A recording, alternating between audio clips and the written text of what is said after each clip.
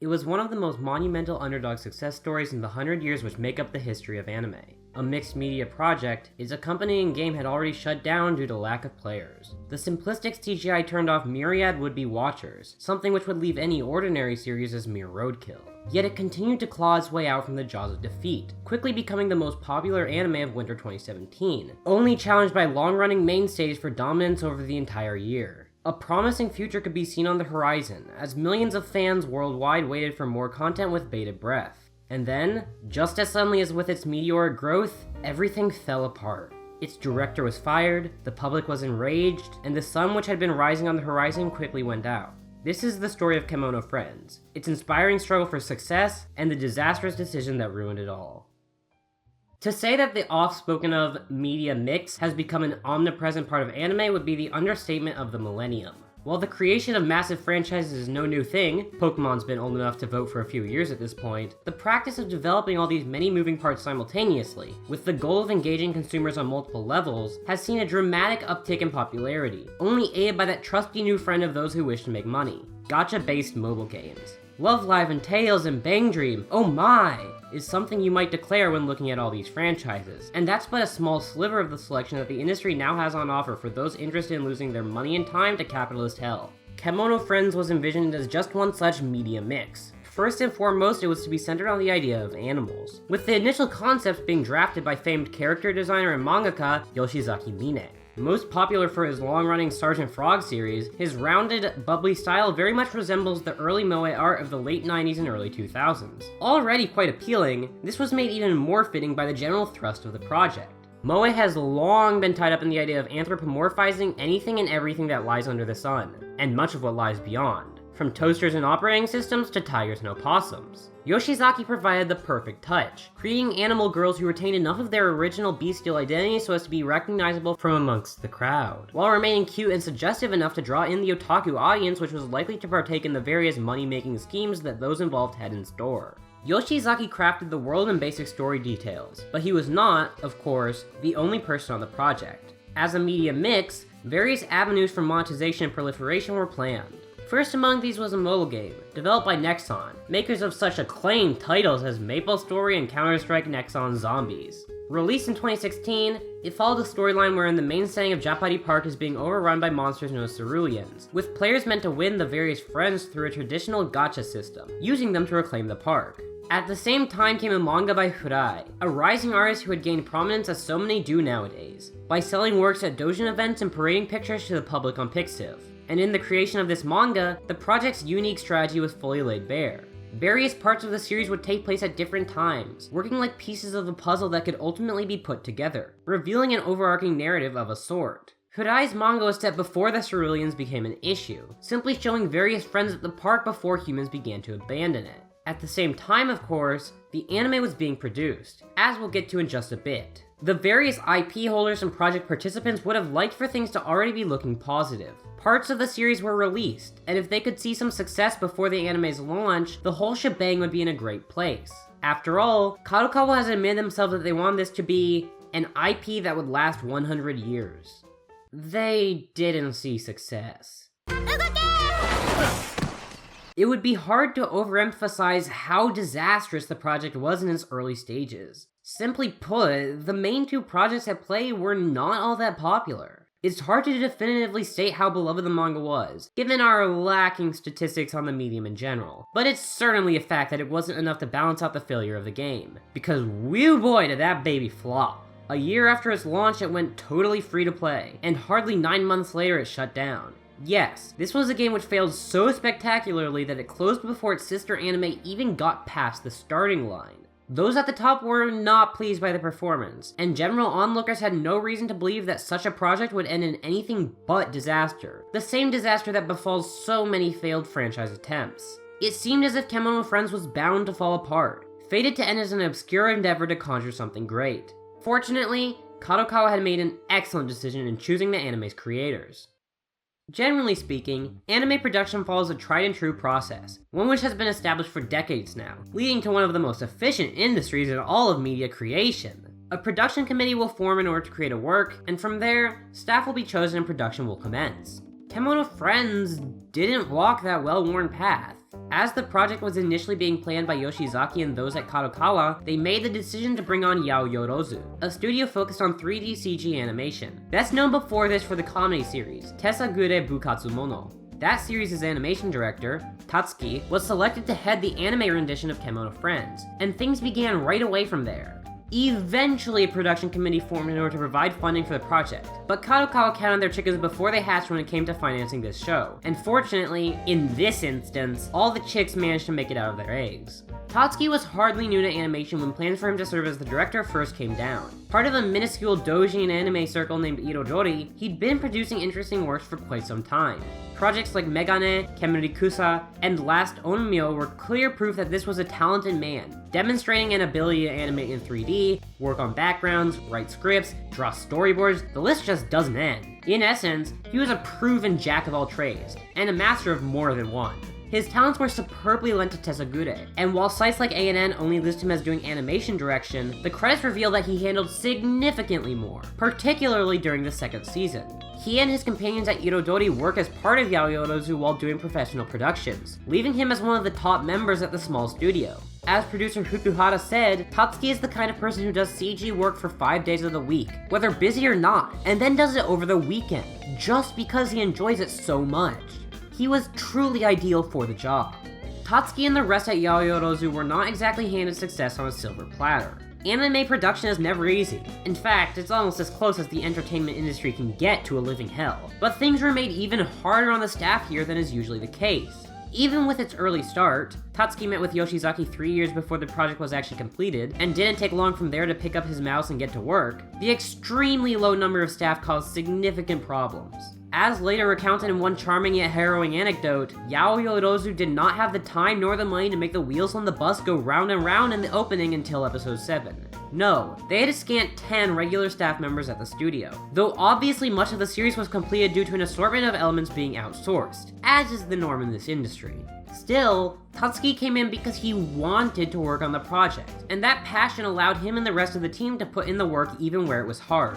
The series was intended to tie into the rest of the franchise, yes, but it was also designed to be a show that anyone could enjoy, from the cradle to the grave and from the east to the west. Tatsuki allowed himself to take on a Godzilla-sized workload for this project, directing and storyboarding all 12 episodes, scriptwriting a significant number of them, and doing all of this in an incredibly unique manner. Refusing to follow the typical order of things, he made visual storyboards first, then wrote the scripts, and followed this up with traditional, hand-drawn storyboards where necessary. And this was all done with a zeal that few in the industry could manage to match.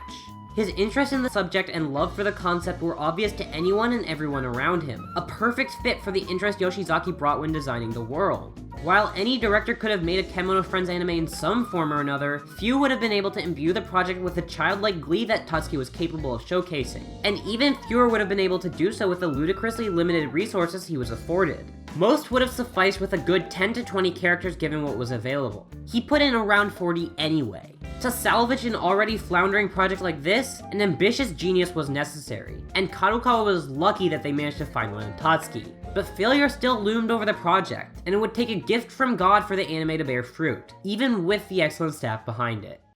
God's light did not exactly shine on the series from the start. While Tatsuki and his team worked their asses off in order to deliver the first episode, its most obvious deficiencies served as a clear turnoff to many, on both sides of the globe. CG animation is already looked upon skeptically by large swaths of anime fandom. It's like another mark against CG anime.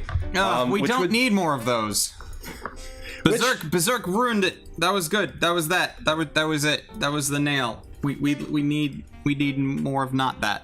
So the low frame rate and blatantly lacking animation for parts of the premiere did not do the series any favors when it came to first impressions. Japanese critic Hiroki Azuma expressed frustrations with the episode, while Western reviewers were hardly more favorable. The series debuted to a 4.5 score on Mal, something which is nearly impossible to achieve if you're at all competently produced. On Nico Nico, the episode only earned 41.2% "This was great" ratings. At this point, the show almost seemed to be the runt of the winter 2017 litter, destined to follow its brethren and utterly flopping.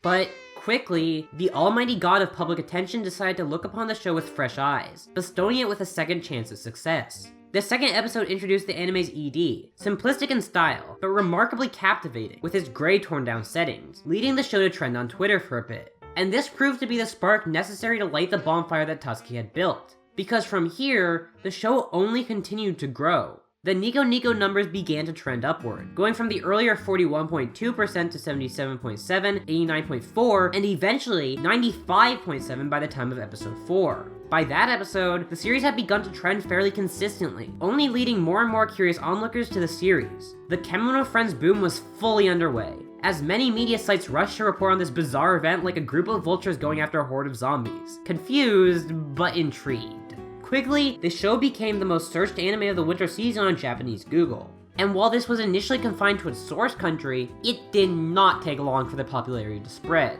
The Kemono Friends fandom had become large enough that memes and fanart were making it to all four corners of the earth, bringing in those who had totally ignored the series before its second wind. On Reddit, the show went from not even having discussion threads for episodes 3 and 4 to garnering a small fandom by episode 5, capable of giving the new post a whole 63 upvotes with 20 comments being left as well. The mouth score began rebounding, as those coming to the series with the actual intent of giving it a chance found that, shockingly, it was a fun and passionate show. So why did the series make such a powerful comeback, becoming the most popular work of its season? Well, the passion display was clearly a part of it. Tatsuki's interest in portraying the friends as meaningfully inspired by their animal originators was neat, and the whole work had the feeling of being a zoo of sorts, an impression that was only amplified by the presence of the informational slides during episodes. The animation, while perhaps not the best in a purely technical sense, delivered a powerfully charming aesthetic, one that seemed to be trying its best even if it couldn't always manage to reach its goal, which honestly wasn't that far from the truth. Its applicability to those of all ages was another factor. The series was a late-night anime. After all, otaku were assumed to be the primary audience, but in the modern environment where streaming is readily available, that wouldn't stop younger people from enjoying it, and Tatsuki was determined to make a show that children could watch and love. However, I do think there's a decent bit more to the work itself that caused it to draw so many various audiences, elements which need to be examined if we're to truly understand the Kemono Friends phenomenon and why everything ultimately worked out the way it did.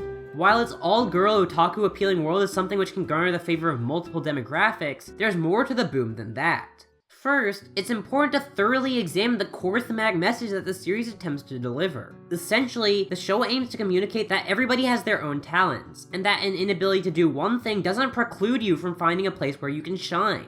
By having Kaban be a relatively normal girl, lacking any notable visual traits due to her humanity, the series is able to demonstrate that your skills might at first be hidden. Of course, as the show progresses, it's made clear that Kaban's abilities lie in what makes us human in the first place, our superior problem-solving abilities and adeptness at working together. All the other friends have talents of their own as well, working with Kaban and for Kaban where necessary. In a world where the rates of depression and loneliness are rising to epidemic levels, a world where we increasingly feel like atomized individuals lacking a true social environment, a world where the ability to do a job you love feels eternally out of reach, this is a message which can hit hard. There are, of course, other series which communicate this idea with extreme skill, but few do so as directly as Kemono Friends. For as much as subtlety can make a work soar, sometimes you just need to be told that it'll all be okay. Ironically, the same lacking animation quality which put viewers off in episode 1 only serves to further the show's moral, demonstrating how even the anime itself has talents that can shine through despite not being capable of doing everything on its own. Not to imply the wheels not spinning or the tails clipping through the skirts was intentional, but hey, the guidebook has an explanation for that. Why wouldn't we accept it as part and parcel of the message? Second, the character dynamics it establishes are easy to latch onto. Kaban's curiosity mirrors that of the viewers, and provides a good springboard for Serval and the other friends' more eccentric personalities. The chemistry between these two leads is immediate, and the general trend of pairing two girls together in the show leads to fun interactions every episode, while also providing plenty of fuel to a certain goggle-wearing portion of anime fandom which is quite prone to drawing fan art of sapphic subjects. And because the characters are so enjoyable to watch, and, at times, relatable, seriously, I challenge you not to feel any kinship with Beaver and Prairie Dog, a certain amount of pathos is established, keeping viewers invested in the show on an emotional level. The fact that all the characters have unique quirks, catchphrases, and appearances also makes them easy to meme, which at this stage of the internet's life is pretty vital to keeping interest in a work alive. Next, the designs are just brilliant. Of course, the friends as a whole are well portrayed, truly coming across as being a mix between animals and girls, but most key to the broader appeal is Kaban herself. Her somewhat frumpy look, with messy hair and clothes covering her body, gives off an appearance which is feminine enough to clearly identify her to the audience as a girl, while androgynous enough that those of all genders can easily connect, only making her trials, tribulations, and triumphs all the stronger for the audience. Lastly, Tatsuki's brilliant and slightly cryptic world building kept people eager to see what would happen next. Taking some of the base concepts that Yoshizaki already drew up, he crafted a unique world that seemed at once post-apocalyptic and utterly peaceful, simultaneously coming across as both a mystery and an iyashikei. The disappearance of humans from the park raised many questions, ones which the series was in no rush to answer. The little lore given was lacking in completeness, almost as if Tatsuki was saying, figure out exactly what happened on your own. Speculation makes up much of media discussion after all, so the clear need for it in this case only serves to further drum up interest in the series. Who wouldn't be interested in a seeming kids show focused on everyone's ability to find their own talent, that just so happens to be in a post-apocalyptic zoo world where humans may have literally gone extinct? These factors worked in tandem with many smaller ones, keeping the show #1 on any Japanese seasonal chart you could find, while doing pretty damn well for itself in the West. Absolutely no momentum was lost as the curtains began to close on the series. It still managed to trend week after week, and the utterly heartbreaking cliffhanger in the penultimate episode shows an early candidate for best moment of anime in the year.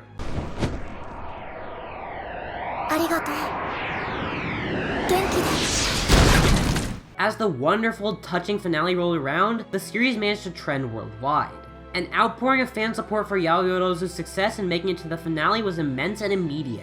By this point, the show had become one of the most popular in the history of Nico Nico, while the head of TV Tokyo gave an official press release in which he praised the series. Fan content was everywhere, and no one engaged in the anime community could conceivably miss it, assuming they'd taken even one step out of the Battle Shonen bubble. On Reddit, the finale garnered 765 upvotes and 495 comments, with the mouth score jumping a whole 3 points and becoming a 7.8, likely the biggest shift in that site's history.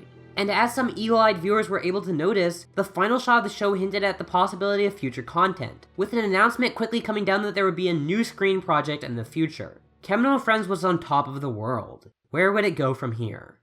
The week after Kemono Friends' finale hit the small screen, a new trending tweet associated with the show appeared. Fans were so passionate that a request for an episode 13 gained traction during the time when an entry would have usually aired during the last 12 weeks. In the normal case, this would be nothing beyond a mere longing for more from dedicated viewers. It's almost certain that no one who participated was under the pretense that another episode would suddenly arrive, as if it were a child delivered by the stork. Tatsuki, however, not keen to disappoint, dropped a short 2.5-minute video, considered episode 12.1, tying up some loose ends with the conclusion. This event is, broadly, what would define Kemono Friends in the coming months. The amount of investment exhibited by fans during this period was unceasing, perhaps even growing from where it had been during the TV run. What makes this case particularly noteworthy is that the creators were equally invested in the series. The franchise was more than resurrected at this stage. It had become one of the biggest in otaku media, perhaps even in all of Japan, in the matter of a mere 2 months, achieving what can only be described as a messianic feat. It's hard to know where to start once we hit this point.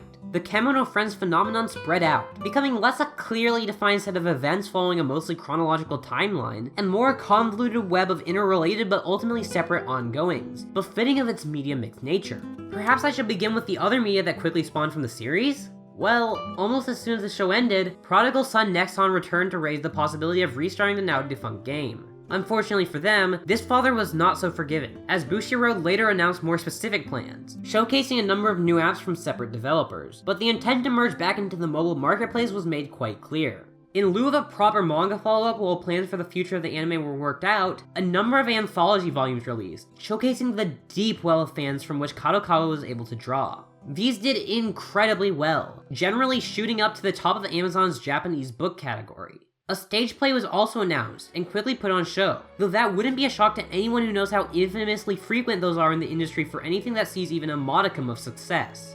The high sales of the manga were not unique. The series' Blu-ray releases, which were far cheaper than average for anime, came as part of official guidebooks, detailing lore, information on various friends, and other details which could act as raw meat to the fanbase's inner lore hounds. These guidebooks sold remarkably well, and while precise figures are hard to pin down, due to not being officially listed as Blu-rays and serious stock issues, a tweet from the official Twitter claims that the first two sold a combined 120,000 copies, It's obvious that these releases easily landed among the most successful in anime during 2017, an impressive feat in any year where Love Live airs. And as this occurred, the popularity continued to soar. It took less than 3 months from the show's finale for the Nico Nico view count to more than double in the first episode, quickly becoming the most viewed premiere in the history of that site. The series saw wide success at Summer Comiket, attended by Tatsuki and the others at Yirotori, as doujin circles are wont to do, and showed no signs of slowing down anytime soon. Generally, shows have a hard time maintaining the hype when they aren't running. But Kemono Friends had become so big, and was so fan-driven from the very start, that interest didn't even remotely begin to wane, despite the relative content drought, almost taking on a Toho-esque quality. Perhaps the most interesting fact about the whole phenomenon, and certainly one of its most reported aspects, was the effect it had on local zoos. The clearest example was that of Tobu Zoo, one of many which hosted Kemono Friends collaborations, including cutouts of the various characters in the same areas as the animals they were based upon. From 2016 to 2017, the zoo saw a 23.6% increase in attendance during Golden Week, with a whole 20,000 extra people showing up. Of course, as we always say, correlation does not imply causation, but it would be nigh impossible to totally deny the role that the zoo-like series had on actual zoos. One of the more humorous stories to emerge from this collaboration was that of Grapecoot, a male Humboldt penguin who formed a deep attachment to the cutout of Hururu, a friend based on his species. Funny on its own, this was a relatable point to the many otaku who loved the series, as being attracted to 2D characters was, if anything, a sign of camaraderie to those willing to take up the moniker of friends because they loved the somewhat shoddy looking anime so much. Throughout all of this, plans on the anime continued to move forward. The 5th guidebook for the series released in late July, confirming at long last that the New Screen project was to be a TV anime, specifically a second season to the story of Kaban and Serval that so many fans had come to adore. Tatsuki continued to release short projects where he had time, making collaborations with the Japan Racing Association, Animelo Summer Live Concerts, and instant noodle company Nissin, whose name should be familiar even to the most culinarily inept anime watchers due to their numerous short commercials. The last of these was released on September 19th, which wouldn't have been notable at that point. The god known as Tatsuki was in his heaven, and all was right with the world.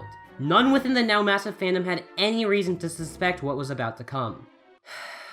Suddenly, on September 25th, everything came crashing down, as Tatsuki informed the world through Twitter that Kadokawa had released him from the project.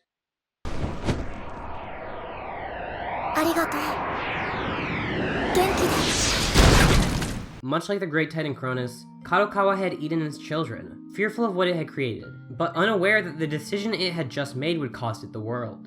The seeming god of Kemono Friends had been cut down by his own father, an error that would soon be seen by all observers as one of the gravest in anime history. There are two approaches to take when describing the fallout of the bomb which was dropped on September 25th. The first is to take a primarily emotional look, examining how fans and creators alike felt in the aftermath of Kadokawa's seeming betrayal. What this viewpoint loses in strict accuracy and fairness, it gains in pathos and intrigue. The other is to take a purely factual timeline of events, analyzing every one of the monumental decisions made in the short week after Tatsuki's deposal. This method conveys more information and is less clearly biased, but fails to fully elaborate on the emotional narrative so core to the events surrounding what occurred on and after September 25th.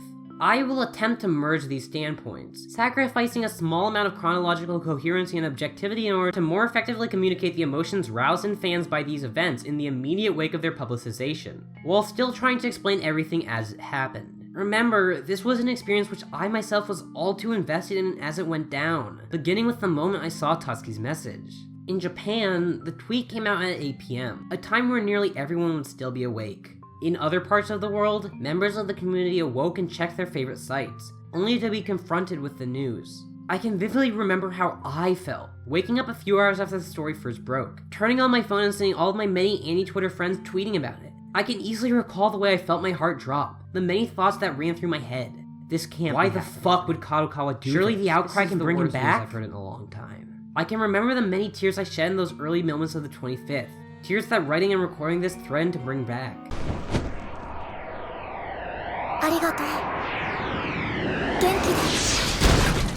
Tatsuki had created a series that became very important to me and many of my friends over the course of the year, and seeing that brutally ripped from my hands was more than just painful, it was downright traumatic, a moment I still return to with surprising frequency. This is an experience that millions of people went through as the shockwaves from Kadokawa's decision spread. It was no ordinary case of a company making bad decisions, compelled by capital to chase profit to the point that they were blinded to the cause of their success. This was a betrayal, an act of war, and it was to be met in kind. Tatsuki's tweet itself was remarkably soft-spoken. No blame was laid, and he made no attempt to defend himself. He simply explained that Kadokawa had let him go, and apologized, expressing that he was upset about the decision without going any further. Even given trends within the industry not to speak poorly of companies, this was an astoundingly polite statement. Perhaps intentionally, or perhaps not, the humility of it led onlookers to see him in an even more positive light, as a saint who could smile in the face of unbelievable tragedy. However, these fans were not nearly as forgiving as the man himself seemed to be. Almost immediately, the tweet became one of the most shared in the history of Japanese Twitter, as everyone scrambled to get the word out as quickly as possible. From the outside looking in, Kadokawa seemed to want this departure to be a soft one that would quickly be forgotten, but few had any interest in allowing their wish to come true. Many other Kadokawa, Tatsuki, and Kemono Friends related hashtags began trending worldwide, alerting the entire planet to the grave injustice that had just occurred. A petition quickly went up to reinstate him, gaining more than 25,000 signatures near immediately, signaling that the public had his back. Almost as soon as this occurred, it became clear that this was not a unified decision by Kadokawa, a company with many separate branches who share little besides name. The head of Kadokawa's parent company, Kadokawa Dwango, remarked that he was worried by the decision, acknowledging that it was Tatsuki's effort that allowed the anime to reach the heights that it had. While this provided a small source of comfort and hope in the immediate aftermath of the firing, it was bound not to last. The next day, September 26th, Kadokawa hit back with a press statement. It was garbage. From my incredibly biased perspective, it was little more than an absolutely disgusting attempt to act as if they were the victims in all of this. An abuser explaining why really they had to do what they did. Roughly, it stated a few things. First, the claim was put forward that Yaoyorozu willingly stepped down from the project after refusing to normalize relations. This doesn't square with Tatsuki's tweet, which claims he was let go by Kadokawa, the active decision maker in this situation. Given that Tatsuki and Yaoyorozu had been making smaller works for the series right up until being let go, the facts here seem suspicious. That said, it's the second claim that took it from a suspicious statement to a clear attempt at deceit. The press release claimed that side material like episode 12.1 and the stuff released by Irodori at Comiket goes against Kadokawa policy. However, it was made clear by Tatsuki that special permission was received in order to do these things, even ignoring Kadokawa's general acceptance of doujin works. Almost all otaku media companies allow doujin production, seeing as a refusal to do so would not just enrage fans but make it harder for new creators to arise. Both the JRA and Nissin made it clear that they worked with Kadokawa for the rights before Yaoyorozu produced their shorts. What really seals this as a lie is the fact that on April 5th, Yoshizaki Mine himself tweeted that in the final anime meeting at the end of the show's run, Tatsuki was given the explicit go-ahead to keep producing content freely. Had Tatsuki's statement been the only one that contradicted Kadokawa's here, it could be chalked up to a simple he said she said situation. Though I would still trust the passionate creator who saved a franchise over the gigantic corporation that nearly killed it. But none of the evidence matches up whatsoever. Hell, that post-anime statement by the head of TV Tokyo indicated that the production committee did, in fact, know about 12.1. Regardless, all of Yaoyorozu was gone at this point, and hope for their return was becoming less and less reasonable. Kadokawa's statement smelled like nothing more than an attempt to paper over the fact that they had wanted to further commercialize the project, while Yaoyorozu was resistant, trying to preserve the passion-focused production that had defined the series up until that point. But the rage had not yet reached its peak. If anything, it was still at the base of the mountain.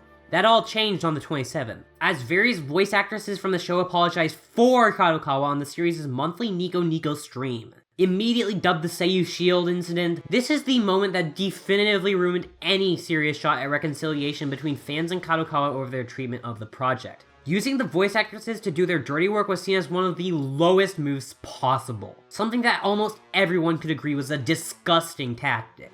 Any benefit of the doubt that Kadokawa had been given was now gone. Even if they had been in the right here, which I don't believe for a second, it was at this point that they lost any hope of that being believed. Kemono Friends appeared to be dead in the water at this stage of the game, and fans began to accept that bitter truth. This cleanly carried into many of the following events. A number of digital-age tabloids such as Yadaon began reporting on various causes, one claiming that Yoshizaki angrily demanded Tatsuki be let go, a claim directly rebuked by many of Yoshizaki's associates soon after. Ordinarily, this would just be seen as 2-channel rumors that spread a bit too far, as they had no credence whatsoever. With Kadokawa's poor standing though, these attempts to discredit the poor director came across as hit pieces commissioned by the rogue company. No evidence was ever presented to back up the idea that it had been an attempt to defame Tatsuki by those who had let him go. But by this point, fans truly did not care. While I can look back at it now and admit that Kadokawa probably had no involvement in the articles, much as their actions continue to fuel my hatred of them, at the time, the seething rage I felt made it hard to acknowledge such a thing. On October 3rd, the CEO of Kadokawa Shoten, the company's publishing branch, made a statement, clearly stating that they had not spoken earlier due to being only one of many companies on the production committee, a fact which would bear more weight had Tatsuki not explicitly labeled them as the ones who fired him. He claimed to regret what had occurred.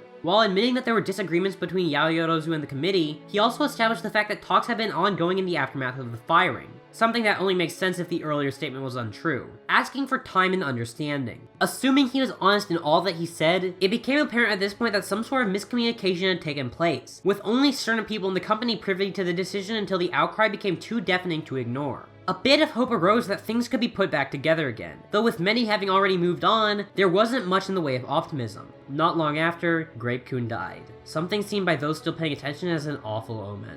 After a long period of waiting, producer Fukuhara of Yaoyorozu announced on December 27th that talks had broken down, while also stating in clear terms that permission had been granted for the uses of the IP that Kadokawa purported to be against the rules. The Kemono Friends led by Tatsuki was, definitively, nothing more than a memory.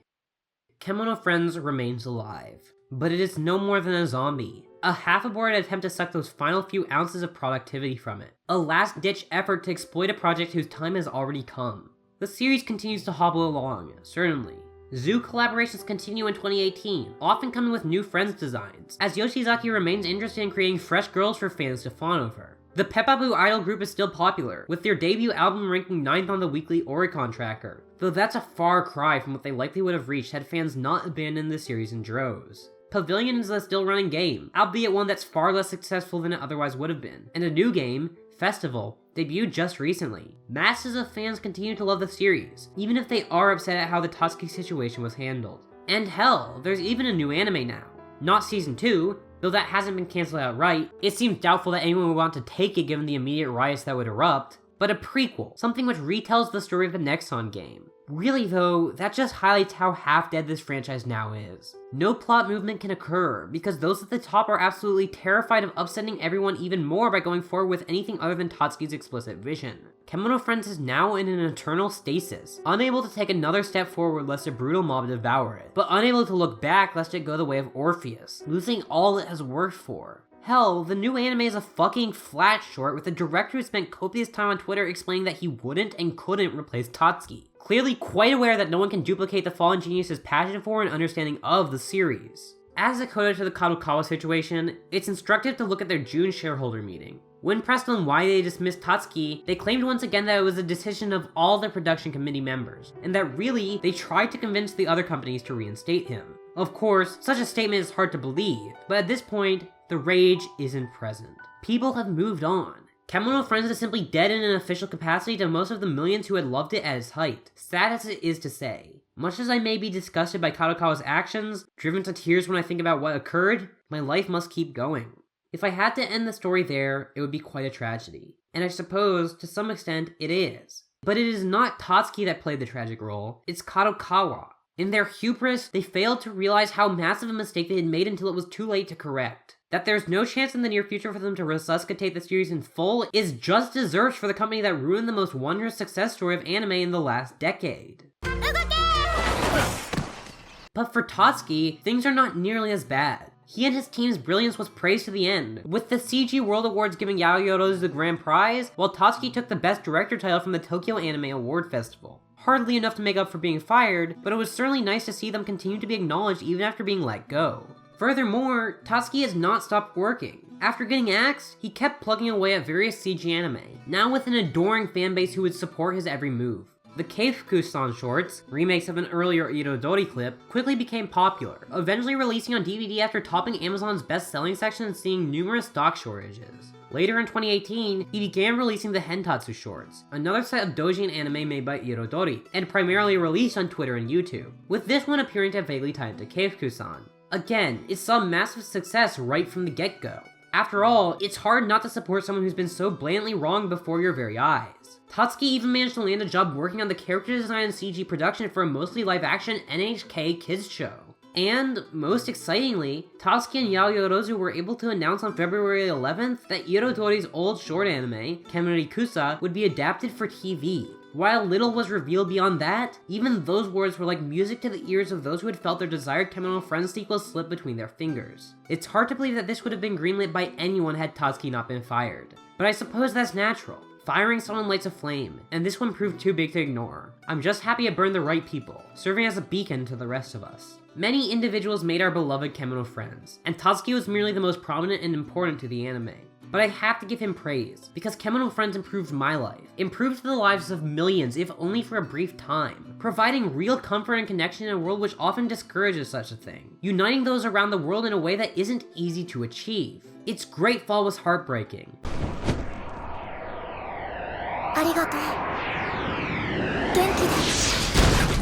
But that it ever rose in the first place is enough to make me cry. I'm just glad that the one who made it all possible has come out as improved as those whose hearts he touched. Hey, it's been a bit since my last video. As I said, Lachlan moved in with me, so that took a bit of time, and also other stuff happened, I'm sorry. Anyways, here's my video. It's 35 minutes, I hope you enjoyed it. As always... It's 35 minutes, sweetie. Fuck off. As always, thanks to my patrons, especially my $10 patrons, Alice, Mika Hearn, Vey, Annalisa Koenig, Petra, Jolene Munson, Rose, Kathleen Rao, Shadowfish, Pajama God, and Adgase5. For videos like this, my patrons are especially necessary since I didn't make much ad revenue this month since I was working on a 35-minute video. So please patron me if you want more videos like this. I swear to fucking God, stop laughing. As always, you can find where else I am in the description. There should be sources in the comments. I'll have a few more videos in the near future. There shouldn't be a gap as long as the one I had. Again, see ya.